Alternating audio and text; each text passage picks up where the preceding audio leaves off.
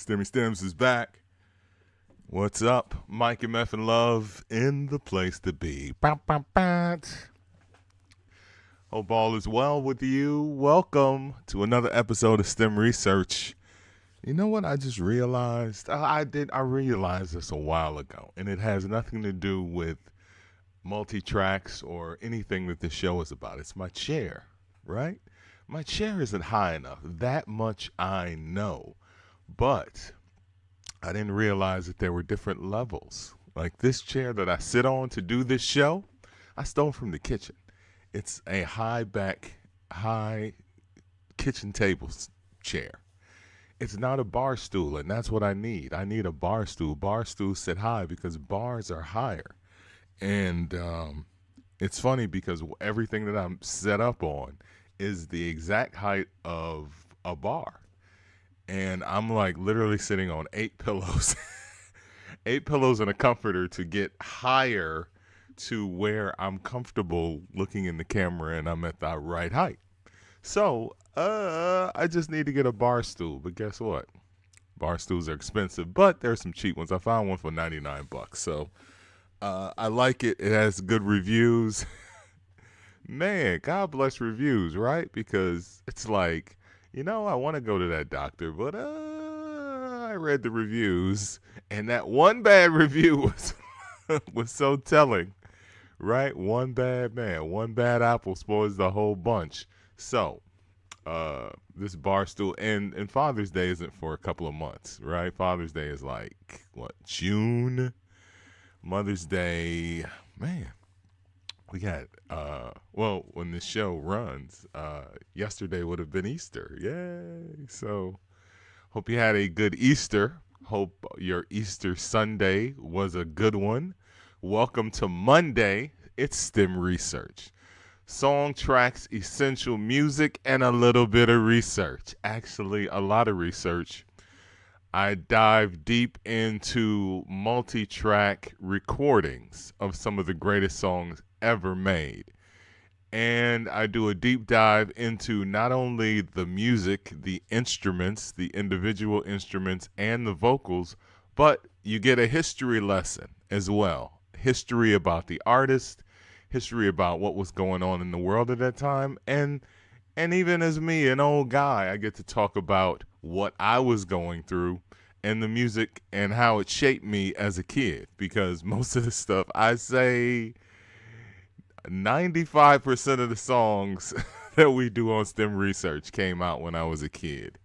I had the best musical childhood ever. People are like, why don't you like TLC? TLC, the music of TLC, I was an adult by then. That was kid music to me. In the 1990s, when did TLC come out? Like 92? No disrespect to them. They a platinum band. That's childhood music to people who were born in 1980. No disrespect, but you were 12 in 92. That was the music of your life. And I understand that, if TLC is the shit to you. But guess what? You know what? This song, speaking of 1980, that great year, shout out to Capricorn's Cave, who is an official stimulator. My brother, L Genius, who has been around, man, it's like my little brother. He's like the third bad boy, I call him. Like you have the fifth Beatle. The Capricorn's Cave was the third bad boy in the bad boy radio era. So shout out to my brother, always in the chat. Once he decided to check out the show, 8 months in, he's like, you know what? This show ain't half bad. And Mike Love is wrong sometimes, and I can shoot him a text and just with the correct information, which I appreciate. Just know that sometimes I'm coming off the top of the dome, and sometimes I forget things. If you hit me in the comments or the chat, or you send me a text correcting me, I am all about that. I appreciate it. So thank you. Thank you so much. So thank you to everybody that does that. Today I'll try to get it right with Gladys Knight and the Pips from that great year, 1980. And I always say that great year because Capricorn's Cave calls it that great year. And 1980 was a damn good year musically. It was a great year to be born because, let's face it, A lot of classics dropped in that year. 79, and a lot of music carried over from 79 into 80, which makes you think that they're 1980 jams. And we'll get to that in a bit. So let me find my notes for the show. As always, we have notations. All right. So STEM research, as I said, is a deep dive. Why do I do it? I do it because I love music. And the greatest discovery that I as a DJ, and most DJs that I know could ever make, is being able to take your favorite song, or a song that you really, really like, or a song that you love, and have the 8, 12, 16, 24, 32, or 48 track multi-track recording. Like that, more than having the song is the shit. But to be able to go into the tracks and listen to all of the individual elements, when I tell you, like, just having a few years, not even a few years ago, it was the early 2000s when Rock Band came out. A lot of stems that I use, there's a difference. Welcome to the show if you're new. If you're not new to the show, this is all review. There's multi-tracks and there's stems, right? So a multi-track recording is the full 48-track recording, that 24, 48, or 16, depending on how many tracks were used to record that song.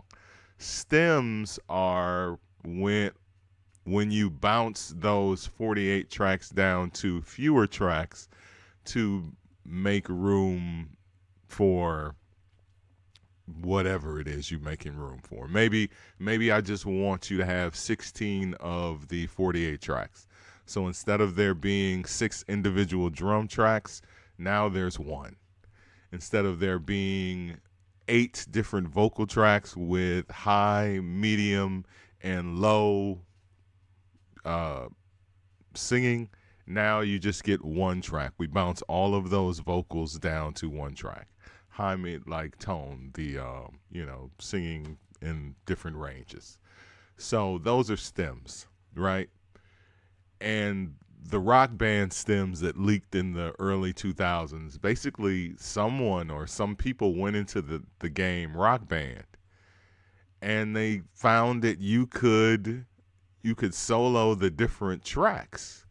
And by solo, I mean mute, like what we do on STEM research. And they found that you could extract those and make them into stems. And those were the first stems. And boy, I tell you, and I've played a bunch of them on this show, like the Ohio Player stems that are out there that leaked, like Fire.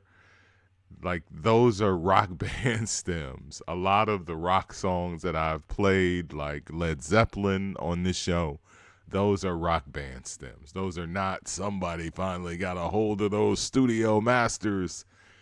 But again, the name of the show is STEM Research. We use what we can get our hands on, all right? And today, I got my hands on the 24-track. So excited, from 1980. Gladys Knight and the Pips from the Any Love album. The song is Taste a Bit of Love. About Love. Before somebody somebody corrects me. From the About Love album, Any Love is Luther Vandross. Any Love. Oh, I love Luther. Can't wait to get my hands on some of his stems, that is. Multi-tracks. So let's get into Gladys Knight and the Pips and what they were on in 1980, so we can dive into the greatness of the song Taste a Bit of Love. If you are familiar with the song, it's an infectious little ditty that should have been a much bigger hit. Like when you hear the song, you say to yourself, why isn't this like one of the great timeless songs of all time? And I think sometimes what makes songs cool and what makes them live long is the fact that they weren't overplayed. And this song is a great example of that. Produced by Ashford and Simpson in the height of their production duo writing era. At that time, they're writing for themselves. They're writing for Shaka Khan. Slid a couple of albums to Gladys Knight and the Pips. The Bougie Bougie remake, or Bougie, which is how it was pronounced back in the day. The word is bourgeoisie, which, means higher up, upper crust, better than the rest of us, right? Everybody wants to be bougie. So it went from bougie to bougie to, from bourgeoisie. So Bougie is on that album. And it kicks off with God, what is the song? Landlord. And when I say in Chicago, we love Gladys Knight. Like, we love her. We love Gladys Knight in Chicago. Full stop. She performed at a concert. I was hosting this show. I don't even remember who else was on the bill. I just know that Gladys Knight came out. She's about 85 years old now. That's probably an exaggeration, but her first song when she sang was Landlord. She came out the gate. Not with an up-tempo, save the overtime. Well, those are like later in the set. She came out the gate with Landlord. I'm like, that's how you feel? That's how you feel? I mean, it's a classic. It's a classic song, and it's underrated on a very underrated album. A very good, because one of the things that I do when I'm preparing for STEM research, I'm listening to your full album. Man, God bless Spotify. And I know there's people that are like, the guys who own Spotify are racist. The artists don't get paid. Guess what? It's 2022. This was not possible 15 years ago for me to go somewhere. Like, if I didn't have the album, I was ass out. And yeah, every great album isn't on Spotify or Tidal or Apple Music, but all the albums that I'm doing songs for on STEM Research are.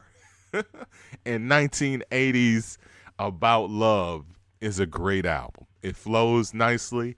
There's a great balance of down-tempo and up-tempo songs. There's even some disco in 1980. Yes, they're still doing disco because guess what?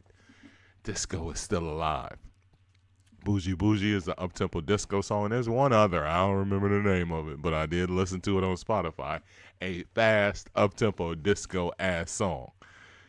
It's still soulfully Ashford and Simpson disco. Like, let's be clear, because disco became a dirty word because of records like Disco Lucy and Disco Duck and a lot of Bee Gees shit, but Bee Gees shit was dope. 77 was a damn good year, let's be clear. Back to 1980. Why wasn't this song a bigger hit? Why wasn't Taste of Bitter Love with its dun dun dun dun dun dun dun dun, with its incredibly infectious groove, one of the dope piano, Valerie Simpson on piano. Like, Dave Lee, a.k.a. Joey Negro, did a remix of this song a few years ago. He was the first person to get his hands on the multis. And this is a song, like, the groove is so strong, you can't fuck it up. Like, you've heard remixes, you'd be like, he fucked that up. There's been some remixes I've done with some multis, and it's been like, he fucked that up. It felt good while I was doing it, though. It is what it is.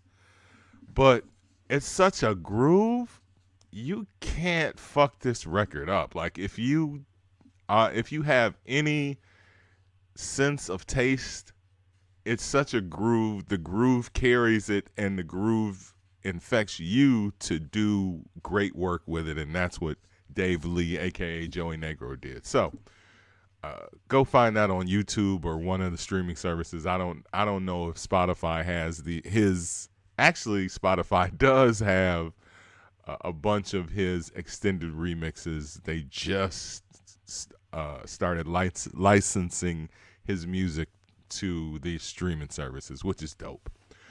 Back to the song, though. Why wasn't it a bigger hit?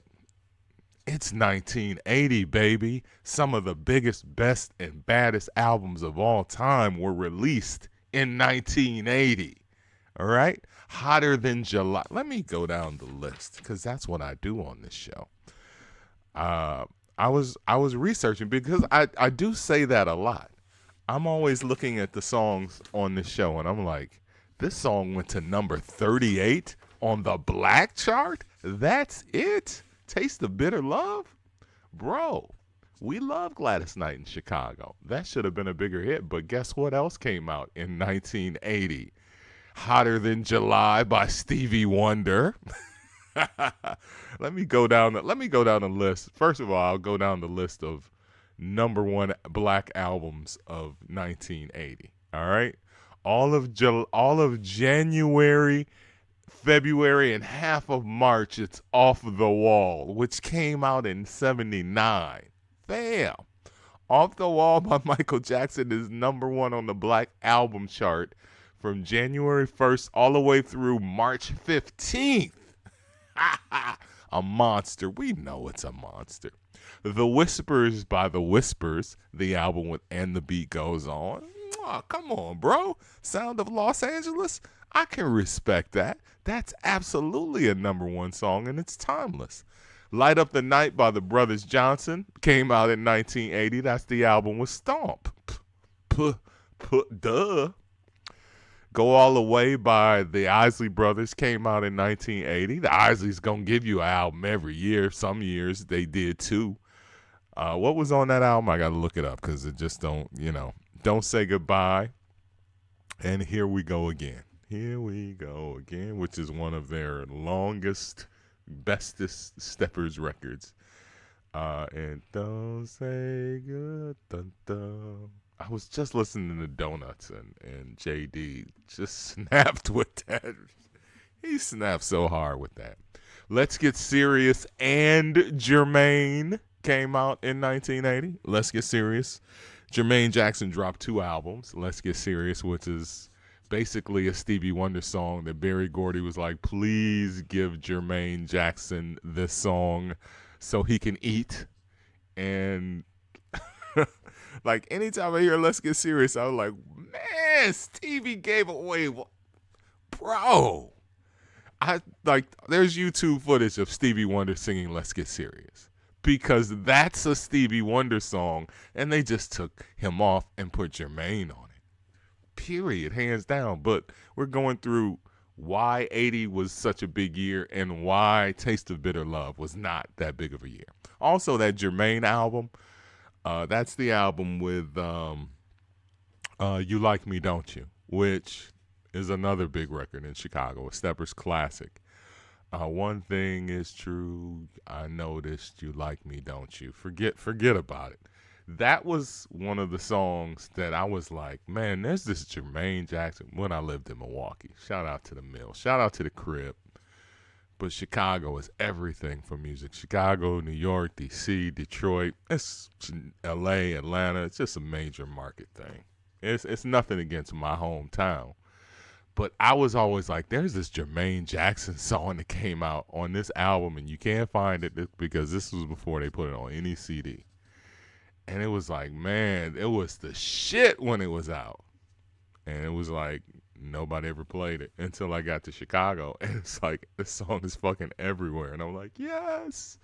So thank you again, Chicago, for saving my musical life. Cameosis by Cameo came out in 1980. Diana by Diana Ross. The album with Upside Down and I'm Coming Out. Give Me the Night by Jesus Christ, bro. It just won't stop. Like, these are classics. Give Me the Night by George Benson came out in 1980. Love Approach by Tom Brown, which is the album with Funkin' for Jamaica, which is also a timeless, like one of my favorite. I'm going to put together this show is just my random thoughts. I'm going to put together a a um a Spotify playlist of black people songs where they talk shit for the first 3 or 4 or 5 minutes of the song, and then they sing, because only black people get away with that. Tom Brown, Funkin' for Jamaica, Just Chilling Out by Bernard Wright, almost any song by Barry White. What's another one? And I just can't. And the reason why I decided to do it, if you think you're lonely now, is one. But Bobby Womack has this song where he talks about being in Chicago and staying at the Holiday Inn, and this girl is like backstage, and he's like, "Hey, why don't you come back to my room?" And she's like, "We can have a drink here." But the groove underneath it, y'all know the name. Shout out and put the name of the song in the chat. I just got put up on this song. The groove is incredible, and Bobby Womack literally starts the song with, "People ask me why I talk shit on every song before I start singing," and I was like, I have got to make a playlist. So, yeah, hit me in the comments with your favorite songs. Or DM me your favorite songs. Betty Wright, Tonight's the Night. I got a few of them. There's a few of them. I'm gonna post this on Facebook and see if I can get some replies. See if people can go where I'm leading them. Zap by Zap with More Bouncy Owls came out. Triumph came out in 1980, and as I said, Hotter Than July ended the year. So, yeah, when you got a year like that, Taste the Bitter Love. And it also was Gladys Knight and the Pips' comeback album. It was their first album on Columbia Records. And although Landlord did extremely well on the chart, it went top 3 on the black chart. Like I said, Taste of Bitter Love did not do as well as a follow-up song, and that's unfortunate. But it is fortunate for us because we have the heat. Gladys Knight, as I said, is a major artist, completely loved and cherished by the black community, not just in Chicago but everywhere. I think that she, like, when they did the verses of her and Patti LaBelle, it was just like this love fest of, man, Gladys Knight. You know what I'm saying? Like, I don't ever feel she's some people, like, shout out to Bulu Master. I think she's like Bulu's first or second favorite singer. And that's what I'm going into about the black experience. It's like everybody's black musical experience is different, but it's the same. It's similar, right? So Bulu might have came up in a house with a whole lot of Gladys Knight when Mama was playing a whole lot of Gladys Knight. The Claudine soundtrack. Neither One of Us. I'm trying to think of. I have the albums listed on my sheet, on my notes, right? Neither One of Us, of course, which is her final album for Motown in 1973, which has Neither One of Us, and Daddy Could Swear, I Declare is on there. Just a big album. Imagination, which was her first album, or her and the Pips' first album. So let's give the backup singer some credit. Let's give the guy some credit here. Imagination, the album, the white cover where everybody's holding picture frames, but a dope album cover and a dope album. I got to use my imagination, Midnight Train to Georgia, and You're the Best Thing That Ever Happened to Me. That's how you come out the gate on a new label. That's how you stun on your ex. Ooh, they stunning hard on Motown with that one. Like, Berry Gordy was like, man, we got to put out 3 more albums of unreleased shit. Claudine in 74, forget about it. I always talk about songs that are randomly house in Chicago. Make Yours a Happy Home is house. I'm gonna leave it at that. And on and on. And on and on is house. It's super slow, but it's house. Don't ask why. It is. Don't ask why songs are house. They are. All right. I Feel a Song in 1974, which is I Feel a Song in My Heart, and The Way We Were is on that album, which famously was sampled by Wu-Tang, where Gladys is like, let's talk about the good old days. Everybody's talking about the good old days. On Can It Be It All? Can It Be? Can It Be? It was all so simple. It was sampled, the beginning of the song was sampled on there before she starts singing The Way We Were, which is like a fucking Barbara Streisand song, fam. Second Anniversary, which got some heaters on it, man. I remember the aunts having the Second Anniversary album. Anytime I see that album, I'll be like, my aunties had that. But that's what I'm always talking about, the black experience, man. Everybody's musical experience was different. Everybody again. One of my guys came up, his mom played in a band, and she had a bunch of Bobby Humphries albums. So he listened to a lot of Blue Note and Bobby Humphries because mom was like, yo, it's a black woman playing a flute. I'm buying it. And that's what he listened to growing up. Bulu listened to a lot of Gladys Knight. I listened to a lot of Isley Brothers and Johnny Guitar Watson. But it's all music, and everybody's experience is different. Mr. Majors listened to a lot of fucking Motown, bro. You know what I'm saying? And my guy, Capricorn's Cave, who was born in 1980,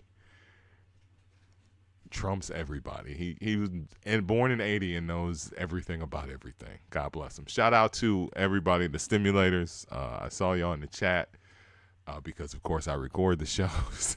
Shout out to Arnita, who never gets a shout out. Shout out to Simsei08. Shout out to Mr. Majors. Shout out to Exclusive. And everybody else in the chat. Y'all are loved. That's on Twitch, the Stimulators. And did I mention the fact that Shag Nice called me and I missed his call? But shout out to Shag Nice. You lit a fire under me, bro, and I'm back. And we didn't even talk. I don't know what it was about, but it might have been about STEM research, because the only other time I got a call from Shag Nice was when he was like, hey, man, what you think about the Stimulators? I love that dude forever for that call. All right, man, so let's dive in, right? I always say that. Let's dive in. That's enough tough talk. We had a lot of fun.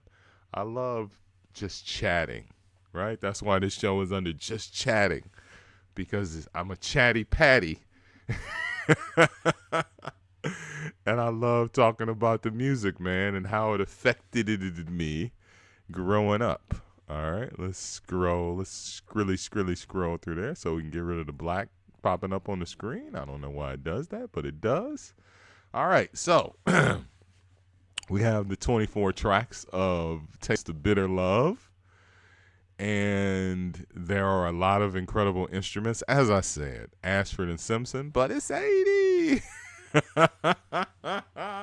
Fam, so many up-tempo heaters. Take your time, do it right. Came out in 1980, bro. What's fucking with that? I'm not saying this ain't, but it was tough, man. It's tough. There was other albums I didn't even mention. Yarborough and Peoples, just the one hitter and quitter. Three for Love by Shalimar came out in 1980. What else? Roberta Flack and Donny Hathaway with Back Together Again. TP, come on, bro, you had to come. Naughty by Shaka. Joy and Pain by Maze. Nah, son, you Celebrate by Kool and the Gang. Fam, if you was not coming with heaters in 80, like I'm At Peace with Woman by the Jones Girls, which is one of my favorite. I love that album cover because it's just like, God, back when women brought you peace. You know what I'm saying? Back when your side piece actually brought you peace. Remember? That's why I don't have a side piece, because women don't bring you peace anymore. They're not trying to be your peace. They're like, fuck that. Be your peace. I'm bringing the drama. You want peace? Go call your mama, because I'm bringing the drama. All right. Taste of Bitter Love from Glass Knight and the Pips. Let's start out with the instrumental, and then we will go into the individual tracks until we finally get to the incredible vocal stylings of Gladys Knight, Meryl Knight, Edward Patton, and William Guest, a.k.a. the fucking Pips, bro. Bro, remember? And the Pips? And they're singing the backgrounds to Midnight Train to Georgia. I think that was on the Richard Pryor show. I'm going to YouTube it.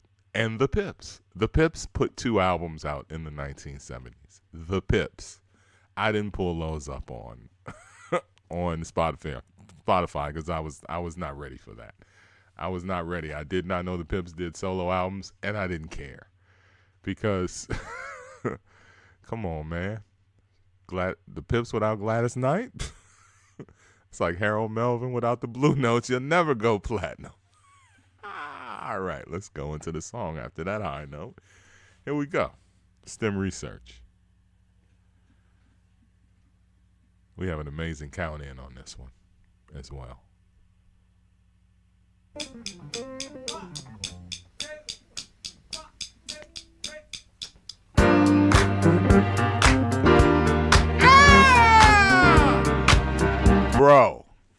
Bro, that piano.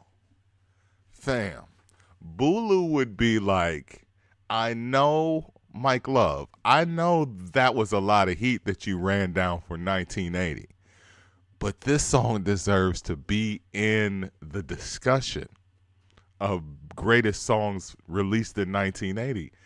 And I'm not arguing with you, Bulu. I don't even know if Bulu's on here or watching this. I'm just having a conversation with him. Like, that was an amazing counting with the guy hitting the sticks in the count off. Come on. And then the piano. Come on. This is a groove, man. Take 2.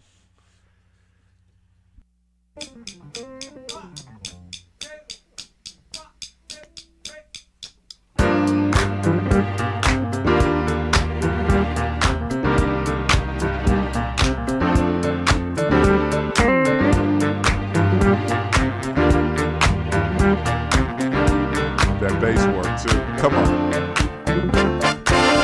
Oh. Fam.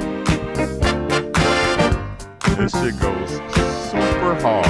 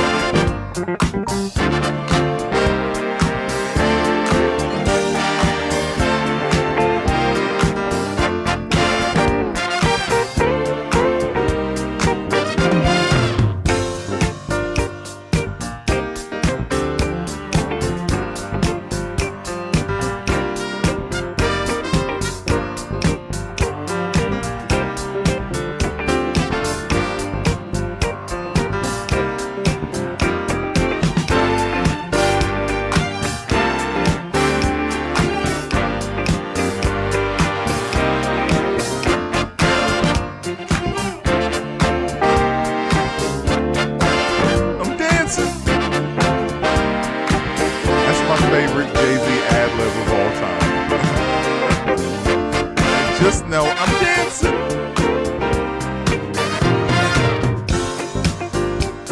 From me and my girlfriend, like when he says I'm dancing.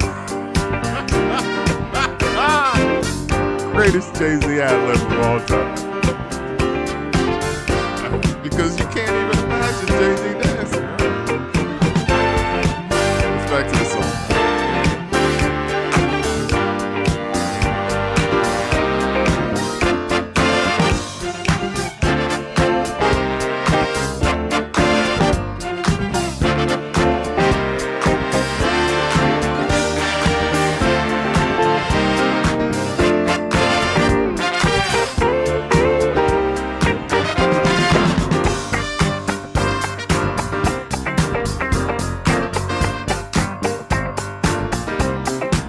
Is that a check? Let's go through the tracks.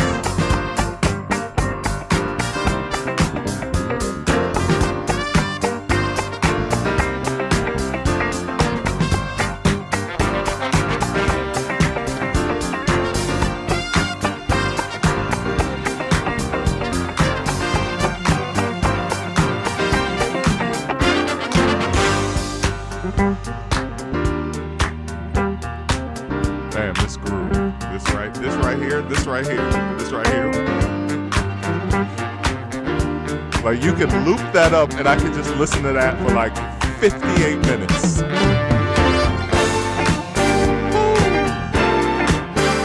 Let's go. This is two-step music right here.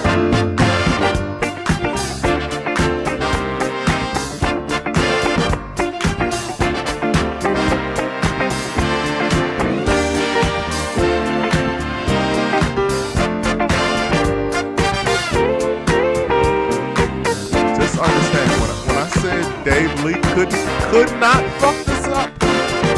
Listen to this song. Listen to this groove. This is music that speaks to you from 1980.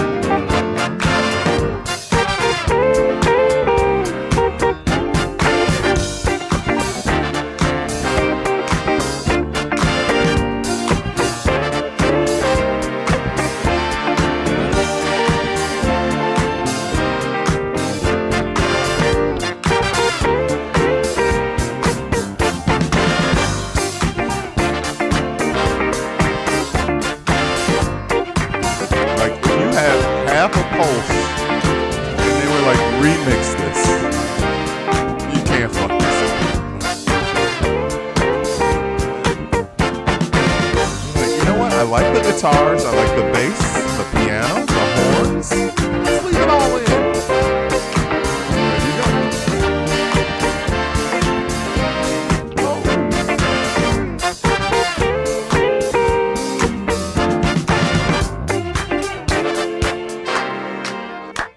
Ooh, that little breakdown at the end too was nice. All right, I mean, it had everything that we were giving you in 78, 79, 80, 81. It's mad hand claps.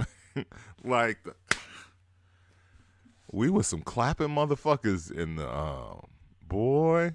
I think Mark Ronson said that in some interview. He was like, man, the big hand claps in dance and disco. I don't think he said black music, but he definitely meant black music. Like, you was getting your hand claps, and that just helped to make the groove, stretch the groove out. But can you imagine an album that came out in August of '79 is still kicking your ass in January, February, March of 1980? Like, I'm talking about Off the Wall. That shit came out in August, fam. And it's like, Taste of Bitter Love, like I said, it just cracked the top 40 on the black chart. I could see it like, oh, yeah, ooh, just barely cracked, you know. And they're like, fam, Landlord did great. No, this song deserved better. But like I said, I rattled off the joints. Zap? Come on, man. Just Be All Right alone. Like, Be All Right. Was that even a single? Jesus Christ, that record was big. Okay, I'm sorry. We're talking about Taste of Bitter Love, aren't we? The greatness of a song starts out with the groove, and we start out with the drums. So let us solo the drum tracks. Drums on this song are courtesy of Chris Parker. No relation. Those that get it will get it. Those that won't. That's how I do jokes. They fall flat, or it's a home run, right?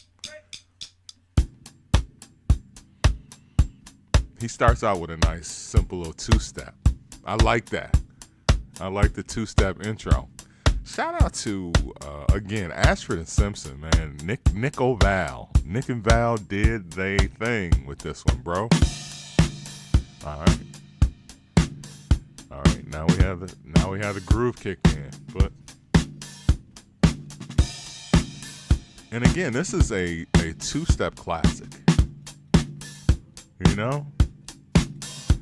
And sometimes songs just need to be underrated for them to be what they are, which is a classic. This song is still a classic song.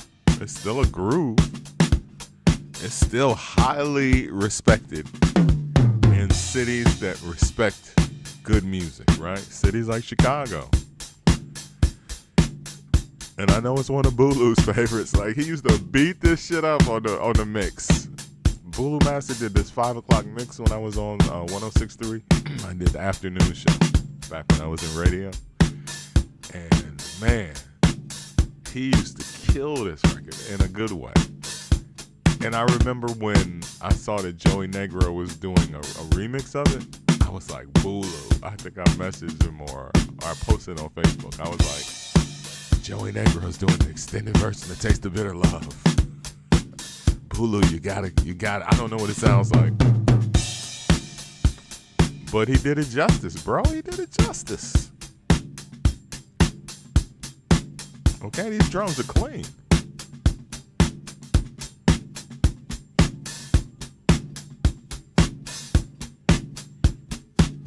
Oh, I didn't put the sock symbol in. I'm sorry. All right.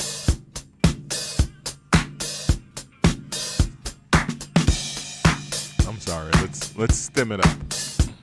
One of the things that I want to start doing with STEM research, because the name of the show is STEM Research, is playing instruments in STEM segments and not just individual, which will keep the show moving and interesting. So, now I'm giving you the percussive stem, all right? The percussive stem, so even though hand claps don't generally go with drums, you might put percussive instruments like congas, or kungas as we say in the industry. But since there are no kungas on this song, surprisingly, oh, I love that.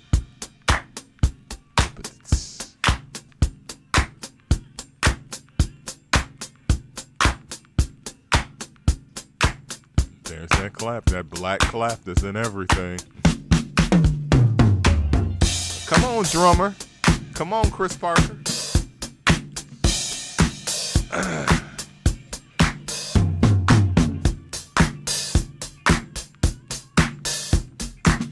So it started out with a groove, man.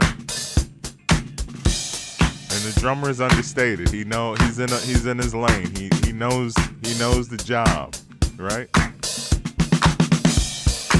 His job is to simply deliver a straightforward groove. He's like, I'm not a big name, Chris Parker. I'm just building a name for myself as a session guy.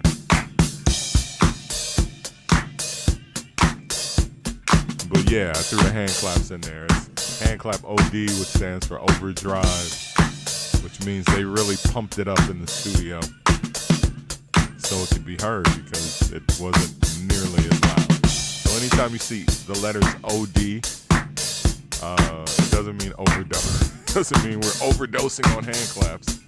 It just means overdrive, meaning they just really pump the level up. So there's another track on here that has OD on it. And when we get to it. Okay, give me a little sock at the end. Thank you. Give me a little Earl Young, please. Come on, Chris. Live your best life, bro.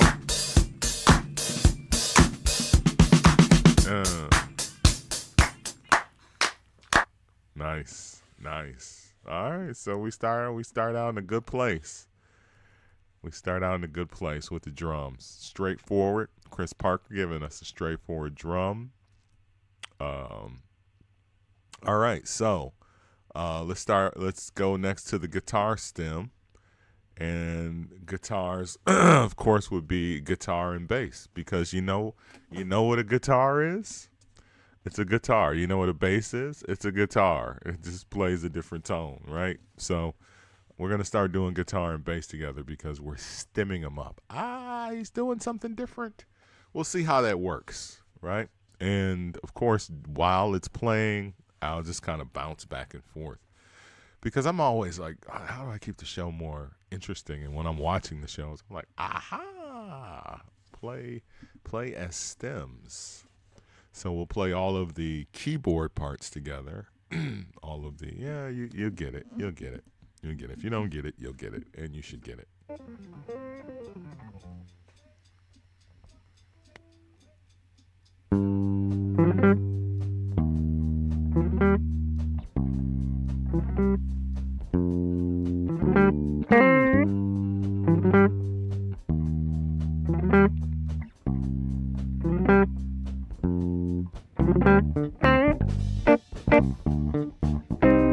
STEM Research is the name of the show. Mondays, Wednesdays, Fridays. We deep dive some of the coolest songs ever recorded. We're not like those other shows. First of all, they're more regular than we are. Because this is not what I do for a living. At work. Come on, guitars. That was a chank. I know it. Look at it. I'm learning. Shout out to Mr. Majors. And there's a thumb snaps in it. It's a chank with a snap. Oh, it's just snaps. Interesting. They snapped. That's why you play the center track solo.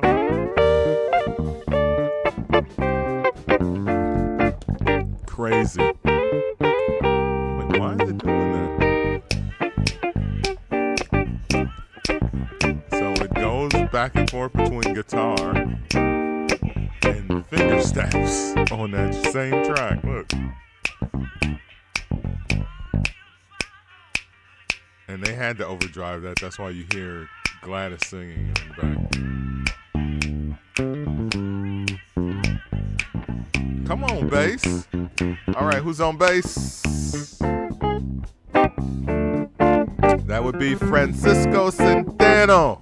Francisco. Session bass player that played on a lot of Ashford and Simpson records. They used people they were comfortable with, right? Jimmy Simpson. Oh, you know Jimmy. Yeah, Jimmy mastered the whole thing. He mixed it all down. If Ashford and Simpson was involved, Jimmy Simpson was getting a check because that's how you're supposed to do it. Come on, Val. Living that blackness in the 70s, bro. She's making sure her brother ate. You know what? I have a brother that is a mix engineer. And he mastered what? Jimmy Simpson still doing work to this day.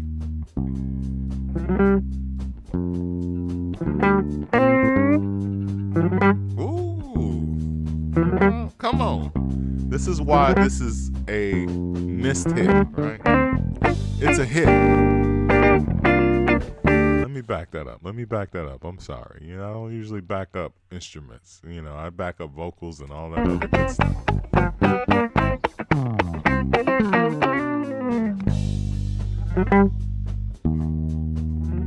I love that answer. That's what I call it. Call and response.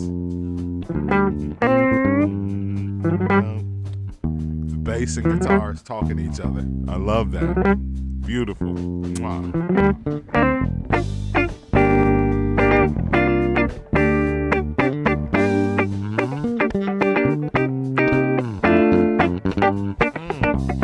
Nasty. Let's get some nasty bass. Francisco is eating on this one. I'm not doing him justice by not soloing him by himself, so let's give him a little. Let's let him eat.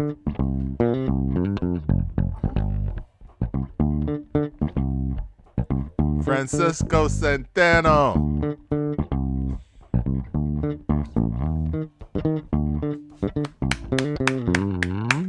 He eating. It's Francisco right now. Oh, knocked over my water. Sorry.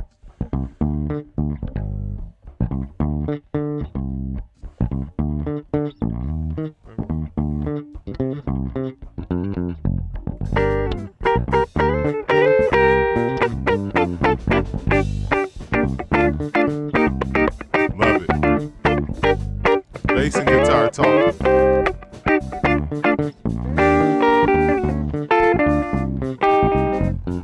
Jazz guitar, I feel you. Like that.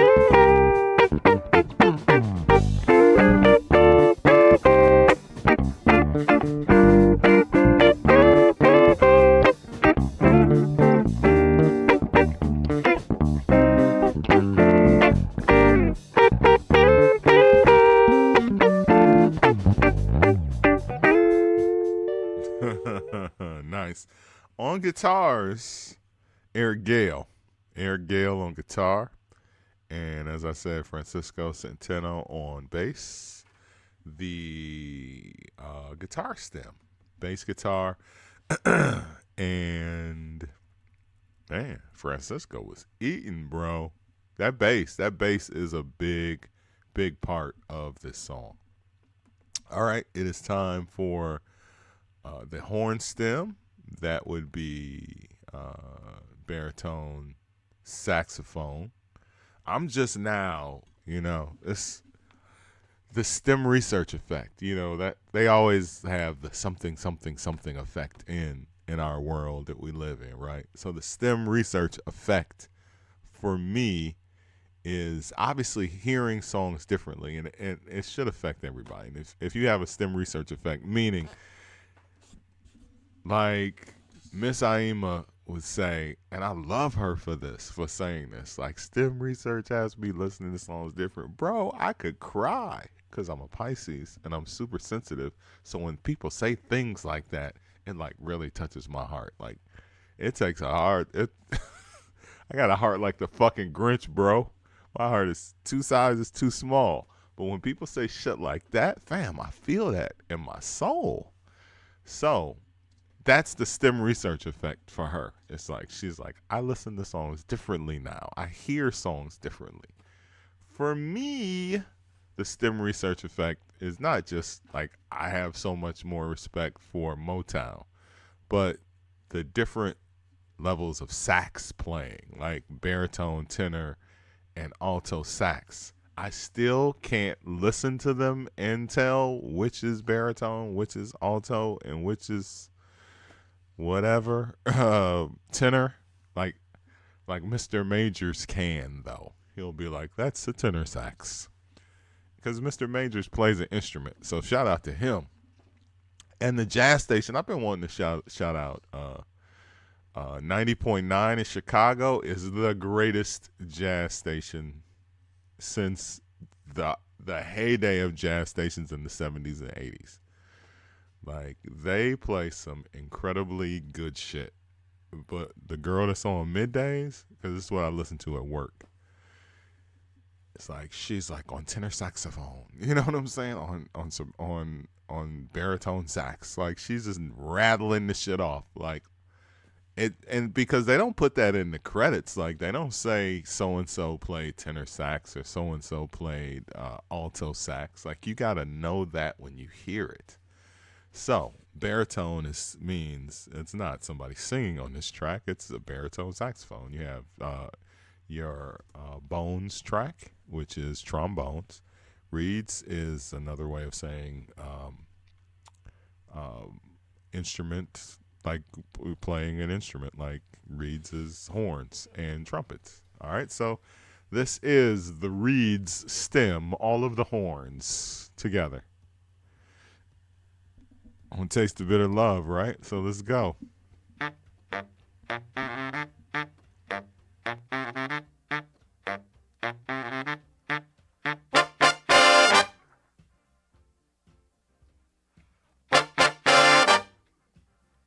That's real good.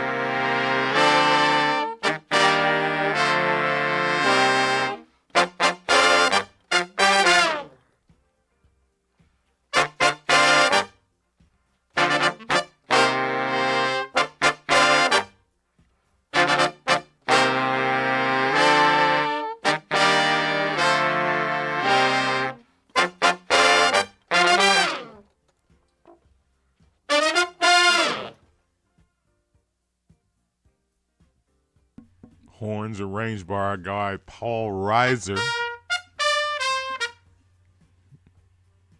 Paul Reiser, of course, formerly of the Funk Brothers, and a bad horn player himself.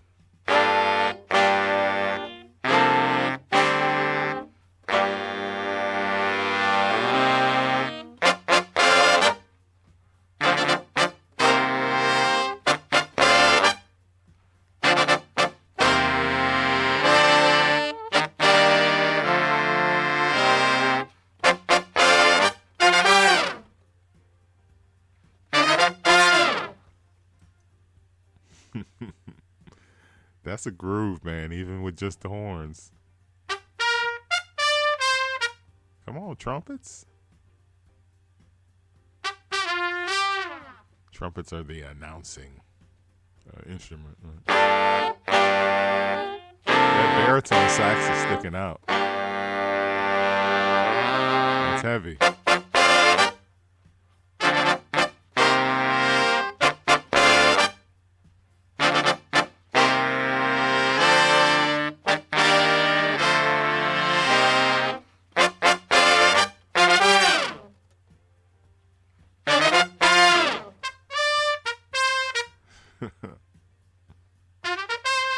I love the way they do a trumpet by itself. That's dope.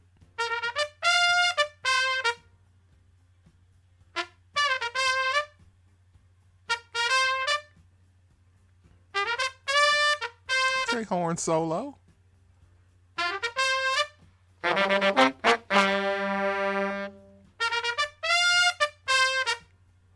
wonder if Paul Reiser wrote these horn, if he wrote this horn chart. This is dope. Or if Ashford and Simpson wrote their own horn parts. Sometimes the horn arrangers are the people that come in and do all of that. Come on, baritone, eat. It's the baritone sax guy right there. He's just eating.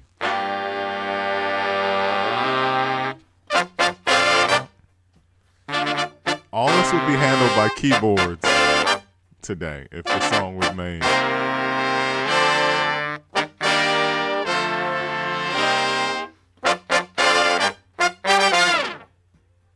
And you could easily duplicate a lot of these sounds with a keyboard. Or get pretty damn close.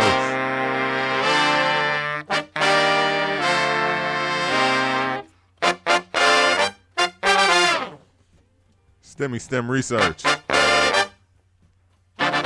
You see the song on the screen from that great year 1980. We're going through the horn stem, trumpets, reeds, trombones, baritone sax. Oh, I'm sorry. Baritone sax. Mine's in the gutter, forget it.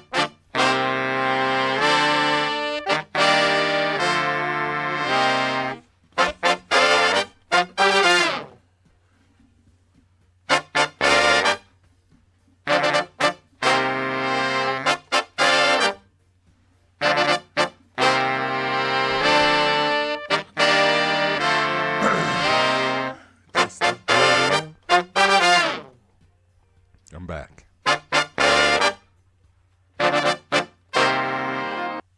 Beautiful. Absolutely beautiful. A great part of the song. They help. All of this helps make the song. It carries the song, right? There are things that stand out in the song when I hear it, like when all of this, the piano and the bass, and how the piano and bass interact. Right now, let's go to the piano, and let's go to the keyboard, the keys stem. So keys would be this overdrive Rhodes track. Rhodes on this song were handled by, I should know this without looking at the Ray Chew. Ray Chew, another great session musician who played on a bunch of Ashford and Simpson. Ashford and Simpson would keep you eating. You know what I'm saying? Like they made sure their people ate. And that's what's important to me, man. Eating. I've lost a little weight. You might look at me and say, Mike Love, you lost weight. Yeah, but I'm eating. But I'm eating good. It's very important to make sure the people around you eat. And that doesn't mean you're not going to get stabbed in the back. If you do, because people still want to be the top dog. But we have Ray Chu on Rhodes and the Queen herself. No, she wrote this piano. No, she wrote this groove. Valerie Simpson. Val is, if she not singing on the track, she playing piano. So let's get to it, man. Let's dive in it. One of the best parts of this song.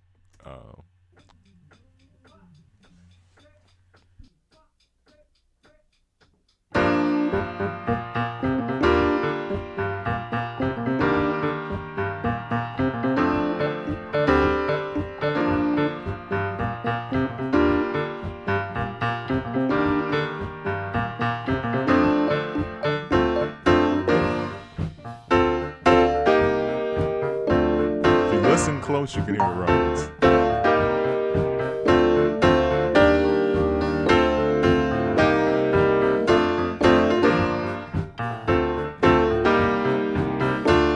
S.T.E.M Research is the show, Monday, Wednesday, Friday, on the Mike MFN Love social media platforms, YouTube, Facebook, Twitch, Twitter, 8 p.m. Central, 9 p.m. Eastern, 6 p.m. PT.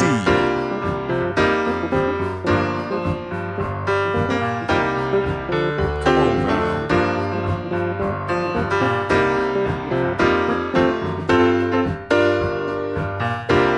I'm gonna let Ray Chu eat in a second. Let Ray eat. Val. All right, let's let Val eat. See, I took the Rhodes out. It's overdrive, and you don't even really hear it.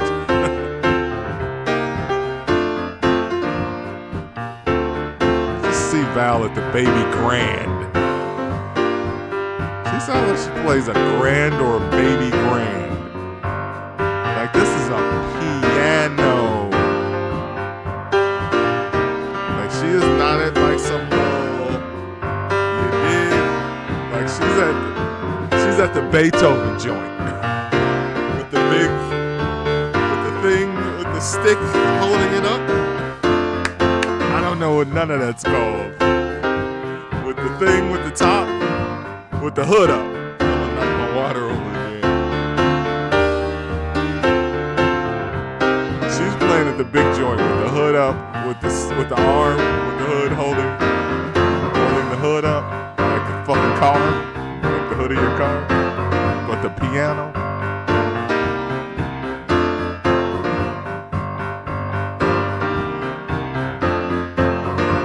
All right, let's punch Ray Chu.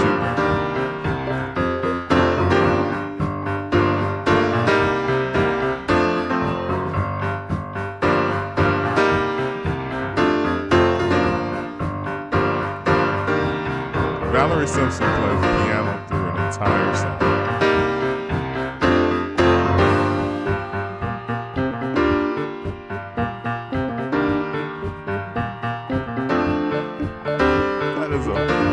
Fucking riff, bro.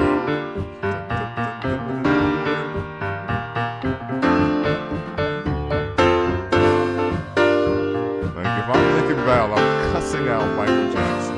Like why the fuck is an album that came out in August still killing us? We're supposed to be in the top 10 at least with this song. Alright, let's let Ray Chu eat.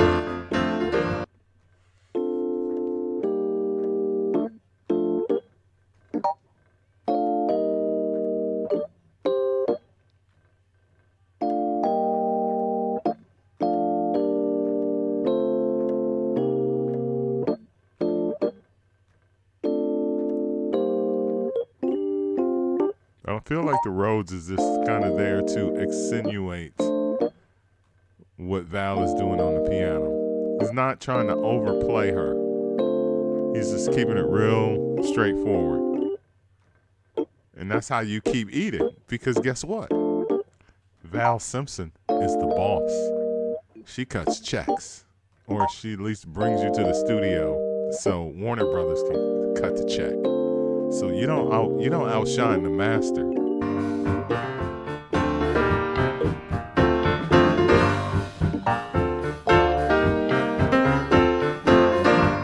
Shout out to Ray Chu for doing his job. I feel you, Ray. He's no Greg filling games, but he still gets paid, man. Nice. Incredible work. Incredible work. Of course, Valerie. Shout out to Ray Chu. All right, we have our string section, our string stem. We will now play all of the stemmed up violas and cellos, or as they always have them marked, celli, violins, and harp. And, of course, in this era, 78, 79, 80, strings play a very important role in the sound of music, even further back. I mean, come on. There's Motown records with strings in the 1960s, early 70s, and Philadelphia. Forget about it, bro. Oh, I got some Philly international joints. Shout out to my Connect. God bless my Connect, right? God bless him. I just want to take a moment because I was talking to Lee Johnson, or Lee Chicago, Lee Chicago is a stimulator. And I was kind of like, the unfortunate thing for me with STEM research is the level of interest. The STEMs run the show, meaning if it's if I don't have something that's exciting, then people won't be excited. People were excited about Lansana's Priestess. And that's because my Connect. I'm back in the game, baby. I'm fucking with the Greek again. Another reference that either you get or it goes over your head, right?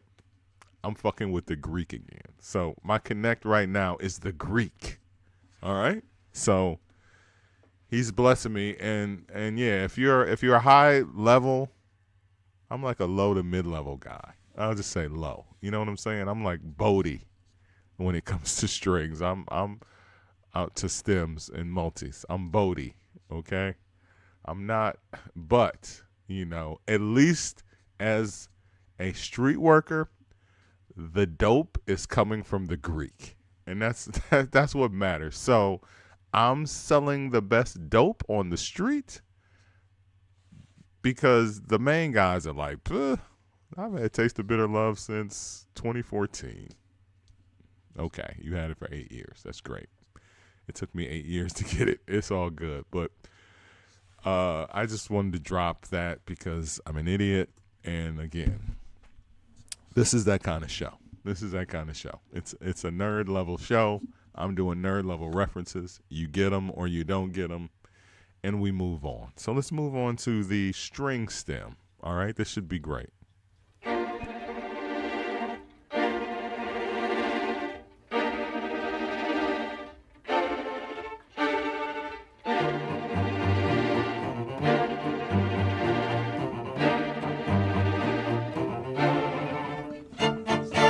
No, they didn't.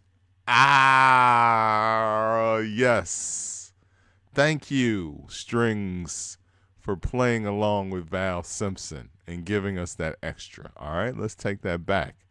I think that's the violas and cello track. So let's pull that back one more time.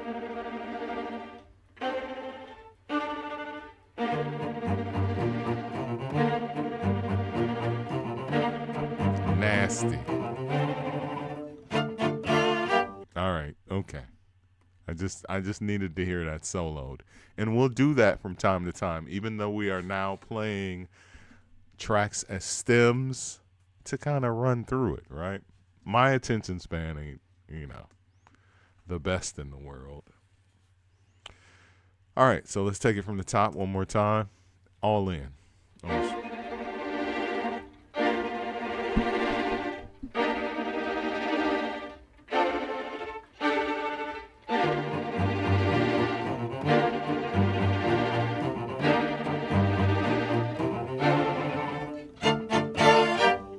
That's why this song is the shit, bro. It's the little shit. That's what we uncover. That's what we uncover on STEM research. It's so lush.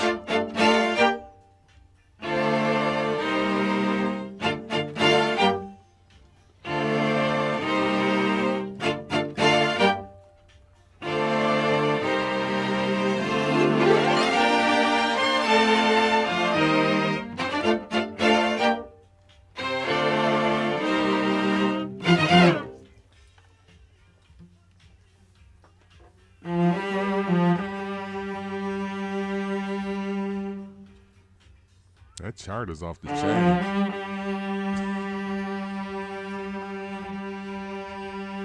Paul Reiser arranged strings as well.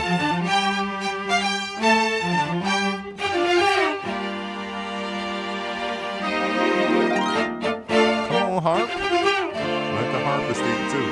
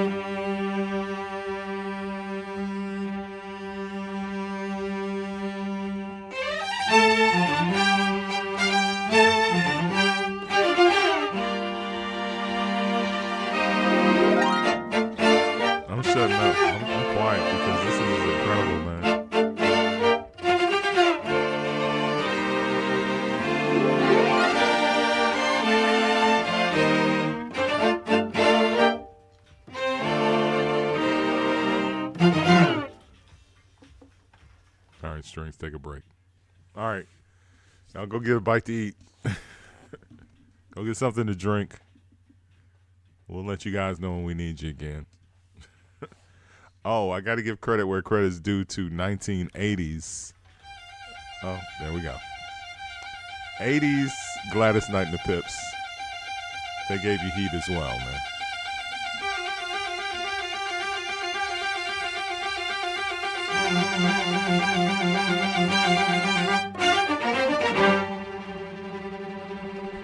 Paul Reiser snapped with this, with the string chart. Good job, bro.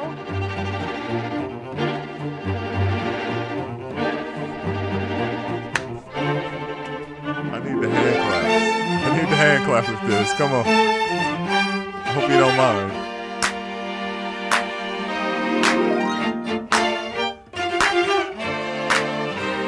Come on.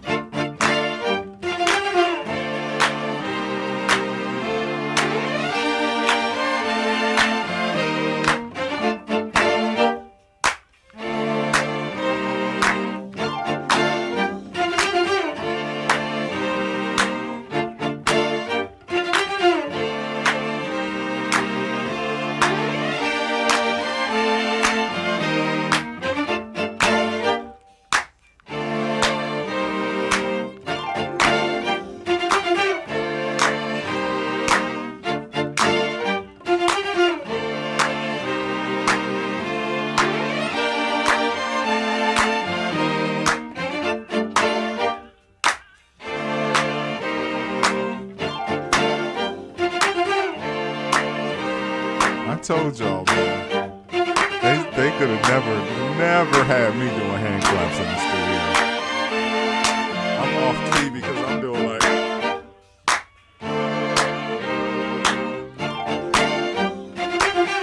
like, man, you can't slap your hand like that and it'll still be no.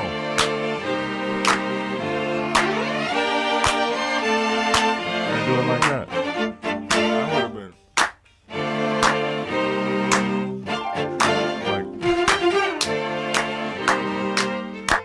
just tired. You know what I'm saying? Like I would have been after 7 minutes. Like I gotta go take a break. You damn right you gotta take a break. All that over the top fucking clapping, dude. Just clap. Like I just wanna live it. Fucking geek, bro. Fucking geek. Great job again. As I said, the string chart off the chain. Paul Reiser. He didn't play the string parts. The strings are credited on the album. And if you want to know who plays strings on that, pull it up on Discogs. As I was saying, while the strings were playing, not enough credit goes to 1980s. I'm not talking Save the Over. Oh, I am talking Save the Overtime for me.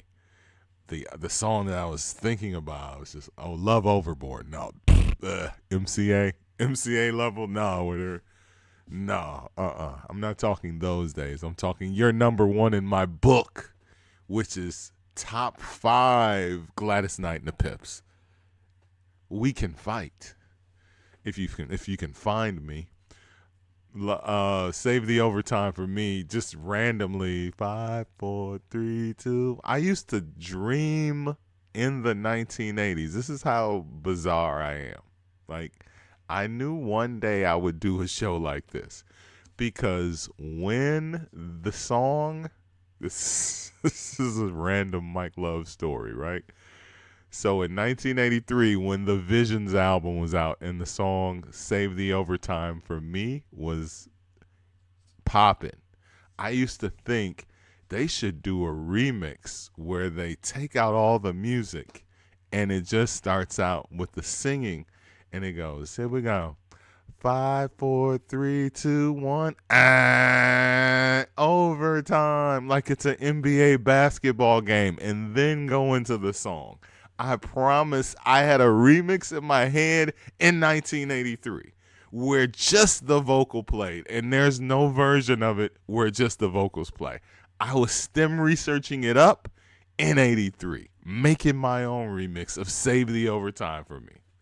Because I was like, for some reason, this song reminds me of NBA going into overtime because that's what they're doing. 5, 4, 3, 2. That's the countdown before you go into overtime. A random Mike Love story, but true. I didn't just make that up because true story, as my favorite comedians would say, right? True story. Who says that? Damon Williams. I'd be like, that's not a true story, Damon. You made that up. Go to a Damon Williams comedy show. He's going to say true story. I promise you. I promise you he's going to say true story. All right, it's vocal time. Gladys Knight and the Pips. And the Pips don't get enough credit, man, so they're going to get credit today. Taste of bitter love. Taste of bitter love. Taste of bitter love. Taste of bitter love.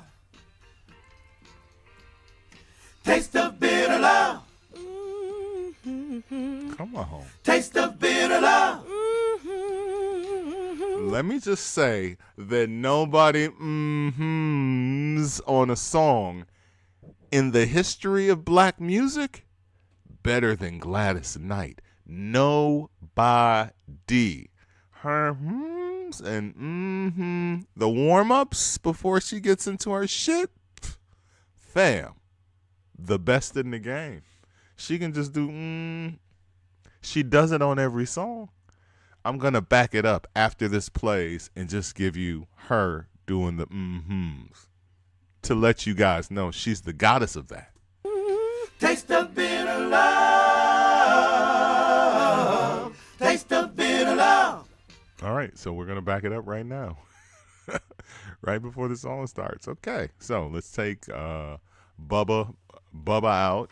What are the guys' names? Bubba, Ed, and William Guest. What are they? Cousins and the brother? Bubba was the brother. Bubba. Her headphones are banging.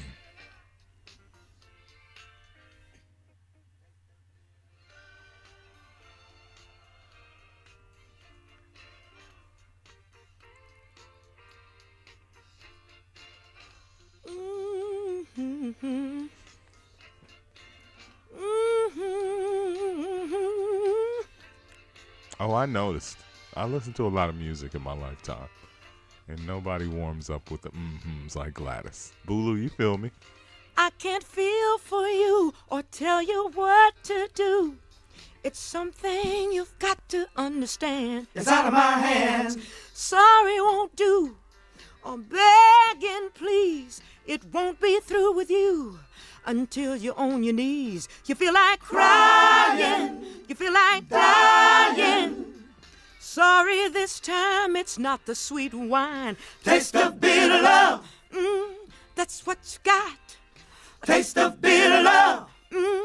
That's what you got. Taste of bitter love. Taste of bitter love.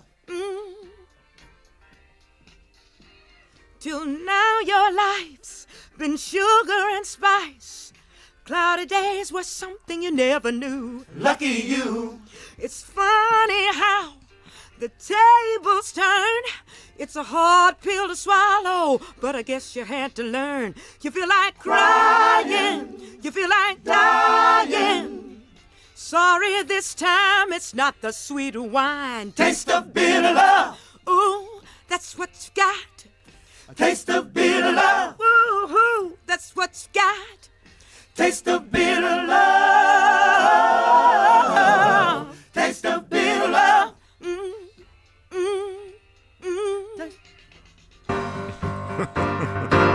I like that where he's just like,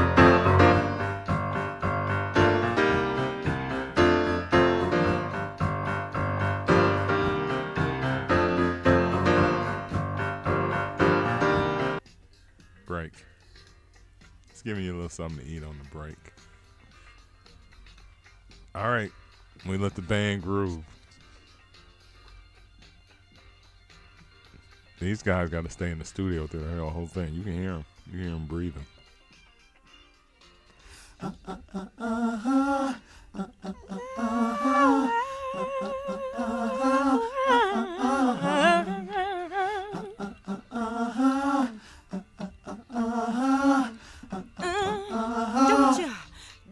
Don't you feel like crying? You feel like dying. Sorry, this time it's not the sweet wine. Taste of bitter love. Taste of bitter love. Ooh, that's what you got. Taste of bitter love. Taste of bitter love. Taste of bitter love. Taste of bitter love. Bitter, bitter, bitter love. Taste of bitter Honey love. ain't sweet and you feel incomplete. Taste of bitter love. Taste of bitter love. You had to learn. Taste of bitter love. Ooh, now it's your turn.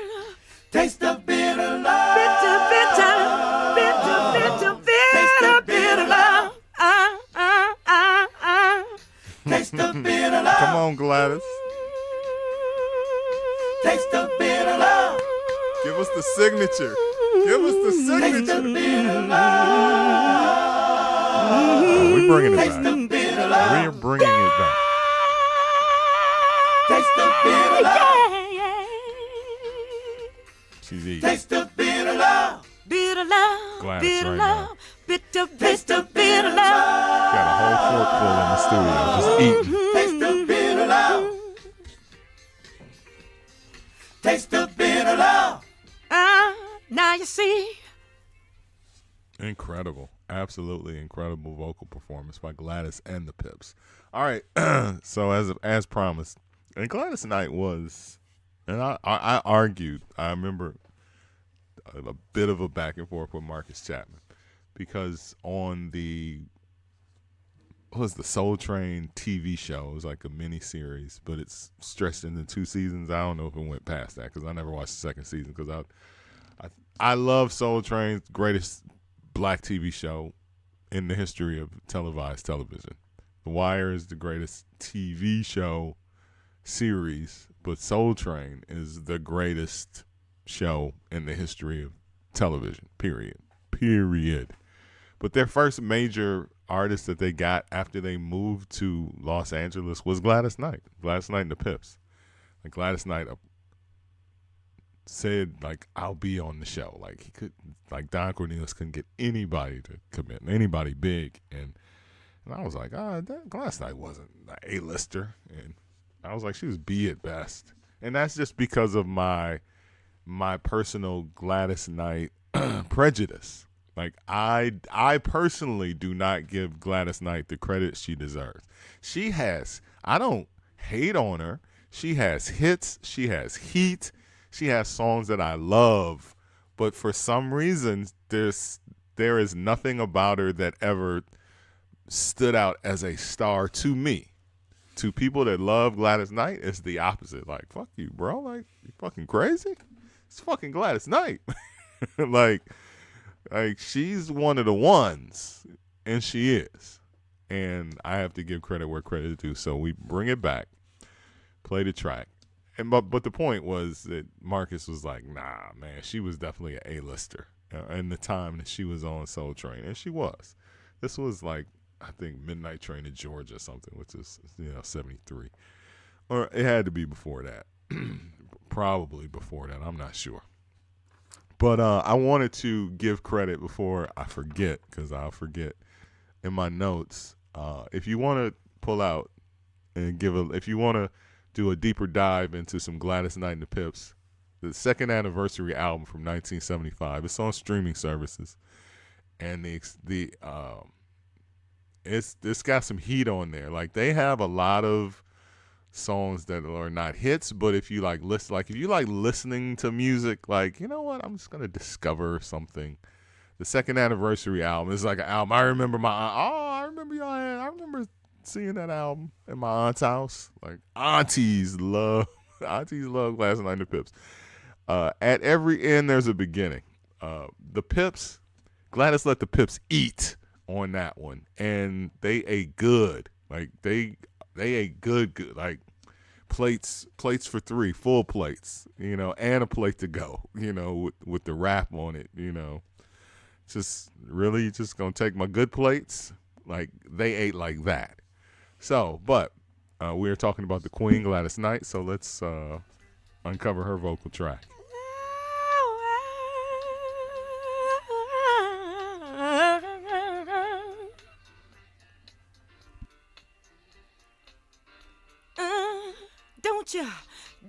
Don't you feel like crying? You feel like dying? Sorry, this time it's not the sweet wine. Taste the bitter love.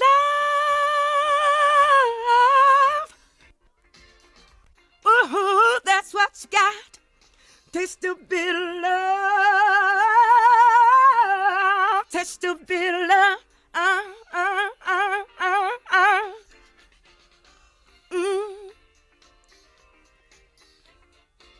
Bitter, bitter, bitter love. Honey ain't sweet and you're feeling complete. Hey, hey. Ha. You had to learn. Come on, she gave you a ha.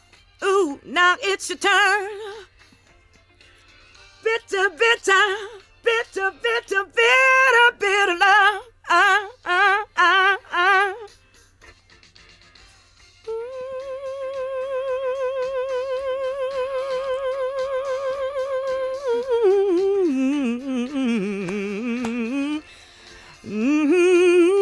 Bitter love.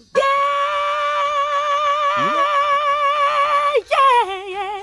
Okay. All right. That, ladies and gentlemen, is Gladys Knight snapping.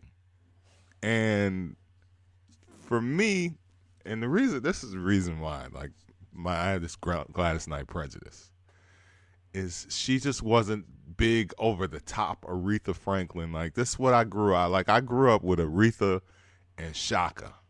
Like, that was played in my house. Gladys Knight was my auntie's them. So, they had their albums. So I didn't have the Gladys Knight albums. I knew the songs. So my prejudice is like, she not over the top because, like, Aretha, and she's not. She's really understated, but she can sing her ass off. And I'm bringing this part back because she did her signature and snapped. Like, she absolutely snapped. That she did that. Let's bring that shit back.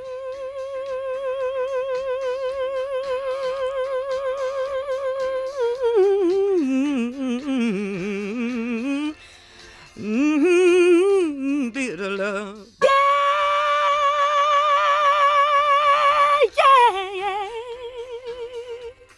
Come on. Bitter love, bitter love, bitter, bitter, bitter love.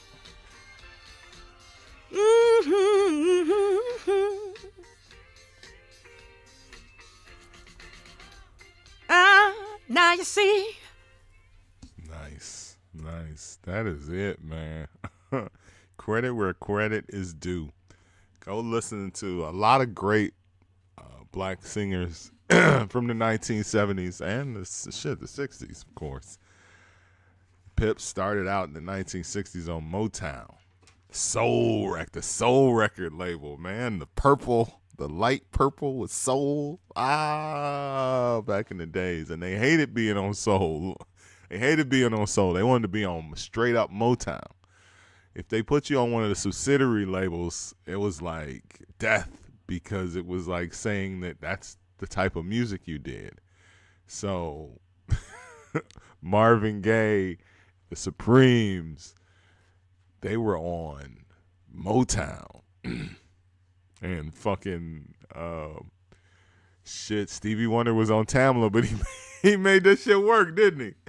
Look, it wasn't about the label. I think that's the point. That's the point I'm going to make it. Wrapping up. All right, so as we wrap up, that's a hell of a segue. I've been doing some incredible segues. I finally got some fucking sleep. Let's go back to the web socials. Another great show in the bag. But speaking of Stevie Wonder, right? Stevie made that shit work. So whereas our girl is like, I don't like being on soul. Like, a lot of people didn't like being on soul records because they felt like it was saying that they just made soul when they really made pop. Because Motown put out pop records. But, you know, that shit didn't bother Stevie. Like, you pick up a fucking Stevie Wonder record, ain't a single one of them on Motown. They all on Tamla. All of them. Which is a great segue to Monday's show. Will be Stevie Wonder. Finally coming across some people that are willing to let go of some Stevie Wonder multis. So we have one of the incredible songs, and a Grammy Award winning. I'm like, the Stevie Wonders that I've done on the show before were rock band stems. Like, this is like the real studio multi-track. So Monday we have from the Talking Book album, You Are the Sunshine of My Life. That's going to be an exciting show. That's going to be an incredible show. That's going to be one of the big shows, because you know who brings people to STEM research? Michael Jackson and Stevie Wonder. Just the big ones, the big people, because they made great songs. And the songs that are available on as multis or stems are big songs. So You Are the Sunshine of My Life. I was like, yeah, I want that one. I don't even believe it's real. Like, that's just how, you know, you're just like, there's Stevie Wonder multis. It's the real thing. Yes, it's the real thing with the guy and the girl singing before Stevie. You'll get to hear all of that, and I'll get to tell you guys the great stories behind that. So I'm excited about that. So make sure you check out the show on Monday, and it will really be happening, and it really be because I'm really recording the show. So shout out. I know that there is something missing from the show, and that is the interaction. But think about the fact that your boy can sit in front of a camera for an hour and a half and play music and talk as if I'm still talking. Like, I'm still talking to y'all. You know why? Because I did radio for 30 fucking years, and that's all you're really doing anyway, is you're in a studio talking to people as if they are standing right in front of you. And to be honest, it's so much easier. The old generation of radio guys just really were more comfortable. People like myself, we're really more comfortable that way anyway than being in front of people, because when you're in front of people, like, you have to be entertaining. When I'm just staring in the camera and I'm talking, I can just be me and be comfortable being me, as opposed to thinking about saying something that's going to be entertaining. That's why, like, I'd be like, man, like, when I see podcasts that are like live in front of people, like, they have to be funny. You know what I'm saying? And sometimes I don't want to be funny. I just want it to be what it is. You know, I don't want to over talk and over this. And I want to be able to do the little goofy references that only I get and two other people. So Monday, make sure you are here. Follow on social media. We got a couple of new followers. I always love to see that. Follow me. All right? You see all of the socials on the screen. They're right there. Bandcamp, Twitter, Instagram, Facebook, YouTube, what is that? Twitch, the original home. And, of course, Cash App, where it's $ Mike MFN Love if you want to send a little money. And that money goes to the show, or maybe it goes to my barber, keeping my beard tight. I don't know, one or the other. Oh, I've got $65 and my barber takes Cash App. No money out of my pocket. I love to see that. So, yeah, donate to the show that way. Donate that way as well, because that way I can just transfer it straight to the barber. It keeps me looking good for the camera. All right, so we have a lot of great shows and a lot of great songs and a lot of great. Oh, so next week is, as I said, Stevie Wonder. We have a mystery stem for the middle of the week, and Kanye West, the interview next Friday. So today is Friday, and the Kanye episode was supposed to be today, but it got moved back because our show Monday got moved to Wednesday, and Wednesday's show got moved to today. So we are back live Monday with Stevie Wonder, Wednesday with another great stem. I'm not going to say which one, but it's going to be great because, again, my connect is the Greek, and he's coming through with the heat. So, yes, something is missing from me being able to read the comments and talk directly to you, but I want to thank you for still riding with the show, regardless, being on the show, interacting with each other, talking shit to each other, talk shit to me, and I'm not reading it. The most important thing for me is being able to do the show, and I cannot work and do this show live. But I want to do the show because it feeds my ego for presenting something and talking and playing music, right? It really is just that. Like, I'm not going to lie. Like, anything else is a lie. Like, you know, I read Eckhart Tolle, so, you know, I got to be honest about, you know, what this is for. It's for my ego. It boosts my ego. My ego is, I want to still, even though I'm semi-retired from DJing, and I have not DJ'd out in a year and some change, I'm okay with that because I don't care. You know what I'm saying? Because I've DJ'd out. Like, I'm so straight, like, with my life right now. Like, people be like, man, you're not on social media. Like, you disappear. Like, I disappear, bro. I'm a Pisces. Like, we disappear.